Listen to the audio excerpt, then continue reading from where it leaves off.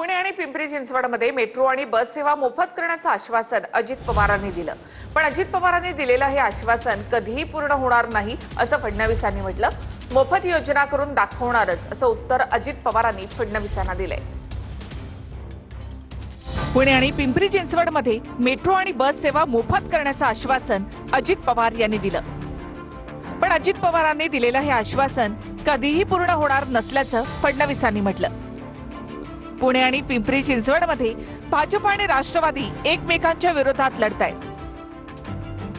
मोफत मेट्रो आणि मोफत बस हा देण्याचा निर्णय घेतो। इथं मात्र पुणेकरांच्या टॅक्स मधनं आलेल्या पैशातनं आपण 300 कोटी रुपये भरायचे, ते बदले तर पुणेकर सगळेजण मोफत जातील। आज मी अनाउन्स करणार होतो की पुण्यातनं उडणारे जेवढे विमानं आहेत त्या विमानांमध्ये महिलांना तिकीट माफ केलं पाहिजे।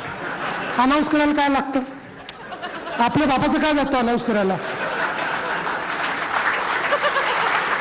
निवडणुकीच्या जिंकण्याच्या डेस्परेशनमध्ये ज्यावेळी आम्हाला माहिती असतं की निवडून येता येत नाही, अशा परिस्थितीत आम्ही काही जाहीरनामे काढतो, त्या जाहीरनाम्यांमध्ये काही म्हणतो।